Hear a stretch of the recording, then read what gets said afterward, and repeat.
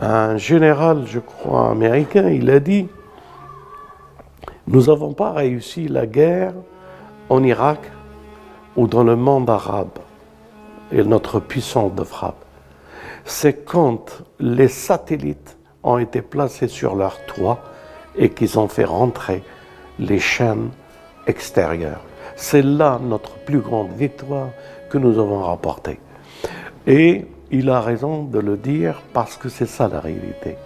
Nous avons rentré Gog et Magog chez nous.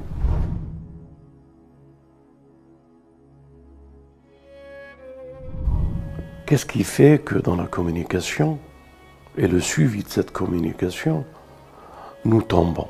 Et nous avons tous une expérience dans la vie d'avoir fait des choses et de ne pas savoir pourquoi nous les avons fait. Nous avons entendu la suggestion et nous l'avons suivie par la réflexion. Et cette réflexion et cette suggestion devient nous-mêmes en pensant qu'elle est à nous. La puissance de nos ennemis, du fourbe, et des hommes et des femmes et des djinns qui sont à sa disposition,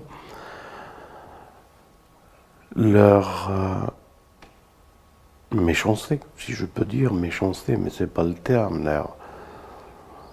leur déviation, c'est comme ça que je pourrais peut-être le mieux l'évaluer, était pour qu'ils prennent cette communication comme vérité. Vous avez remarqué que la planète tout entière, aujourd'hui, la puissance de la communication de ceux qui la détiennent les pouvoirs. Quelles qu'ils soient les nations, les puissances des nations, c'est le pouvoir de la communication et de l'information. Donc, quels sont ces pouvoirs de communication et de l'information qui font en sorte pour qu'une société soit plongée dans un semi-coma à travers la communication? Ils les maintiennent. Qui parmi vous, aujourd'hui, par exemple, si je lui dirais d'abandonner son smartphone ou son iPhone, ou son... etc., etc. On dirait qu'il y a une magie dans la communication. Et cette magie de la communication, c'est de ça que je voudrais vous parler aujourd'hui. Comment vous prémunir? Comment comprendre que celui qui parle, il sème. Celui qui parle, il projette des idées, des images. Et à travers ces idées, ces images multipliées, cela perturbe l'âme et lui donne une énergie d'information et de communication pour lui faire perdre les repères. Et l'âme, elle commence par tant d'informations non maîtrisables communiquées par le fourbe et d'autres, amène le doute dans la personnalité, amène le doute dans ce qui est ce que nous sommes, ce que Dieu aurait aimé que nous soyons. Alors tous les jours, on est bombardé par ces ondes négatives, par Iblis et par la société. Et la société, elle espère construire, part pour construire, développe, civilise comme elle l'entend, et construise certaines personnes. Et c'est cette personne-là qui est, selon elle, cultivée, développée, sensée, pour que cela fasse un ensemble d'une communauté et d'une société. En somme, on nous fabrique. En somme, ils font de nous des objets avec des puces et qui réagissons selon un programme et une construction d'une société à travers des données de la communication.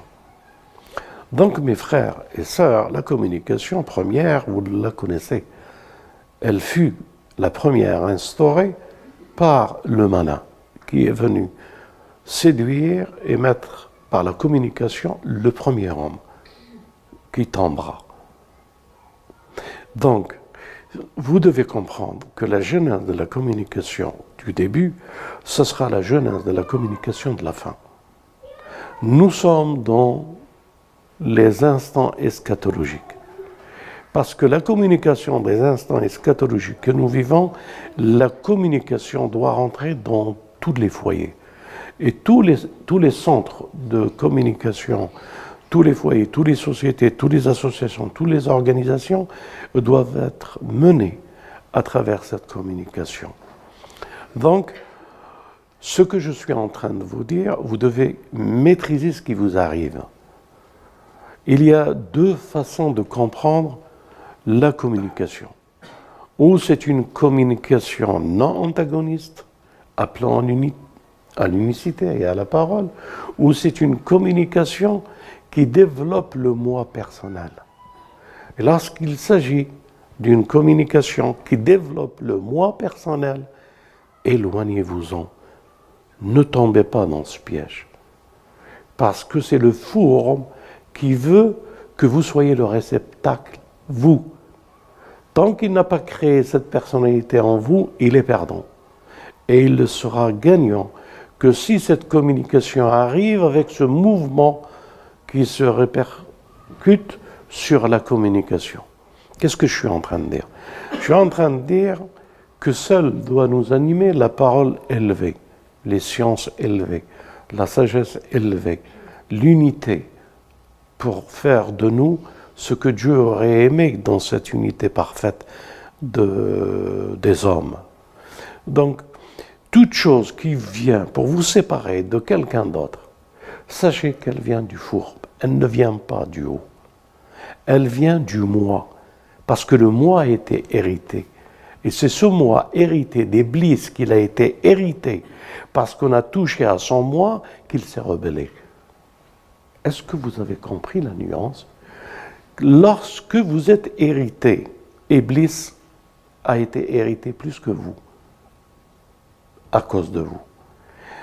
Et il veut vous donner la même égale puissance de communication pour qu'il vous arrive et que vous soyez hérité. Pourquoi il dit ça de moi? Pourquoi il pense ça de moi? Pourquoi il m'aime pas? Pourquoi? Ce sont ces communications que nous développons en nous dans notre pseudo-personnalité qui fait que le fourbe nous tient entre ses mains. Donc je la ramène à une image personnelle, mais cette image, elle est universelle. Le fourbe et les puissances, leur puissance l'ont compris du malin. Cette puissance de communication de Gog et de Magog, pour que toute la terre soit remplie uniquement par un mauvais esprit, uniquement par des forces contraires, uniquement par le doute et la contradiction.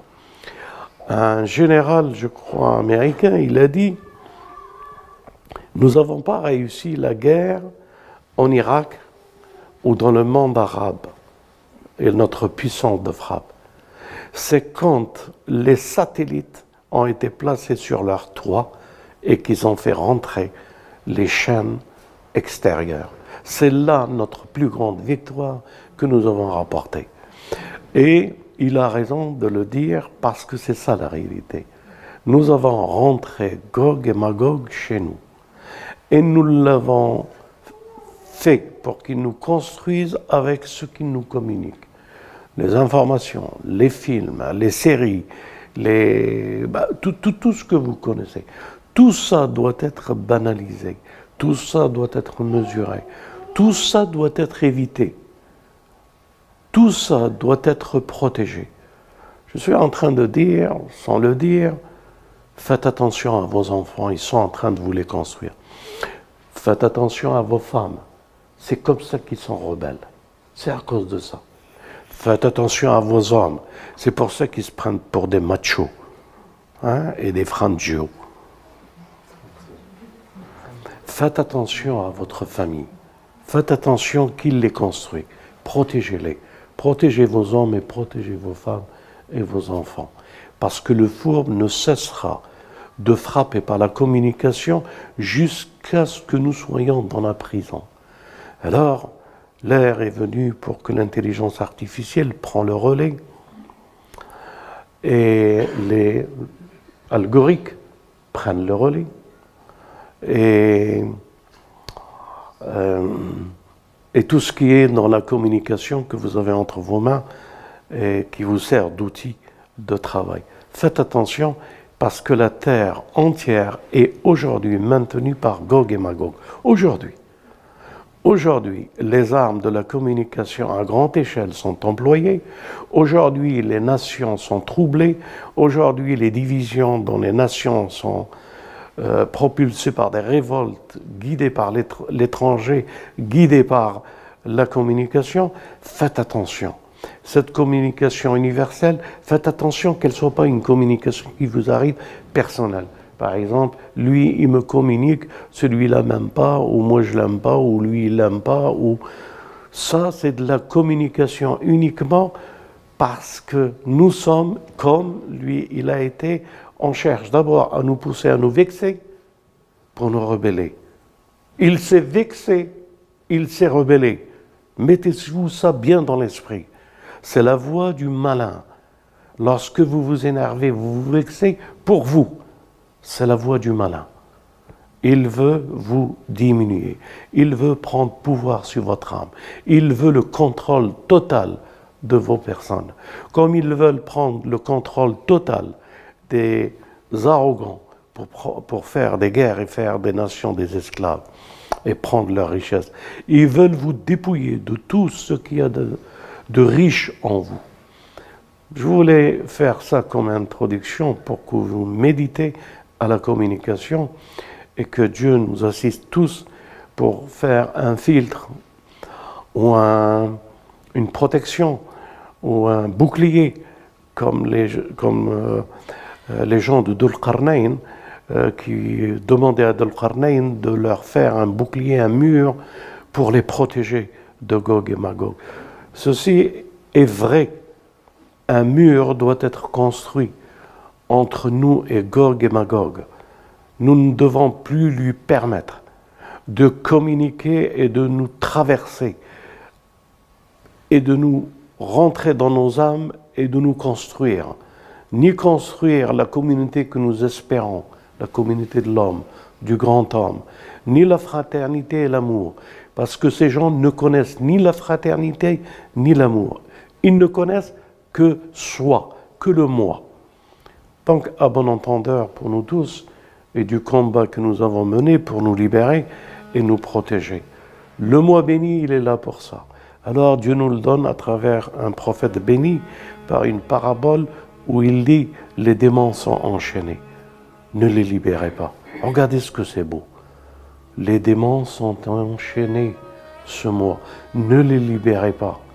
Ça veut dire, ne donnez pas la liberté à Gog et Magog, ne donnez pas la liberté à ceux, aux fourbes qui vous communiquent, qui vous transmettent, aux démons, aux mauvaises pensées. Ne les libérez pas, emprisonnez-les. Walhamdulillahi Rabbil Alamin, wa salatu wa salam ala Muhammad wa ali Muhammad.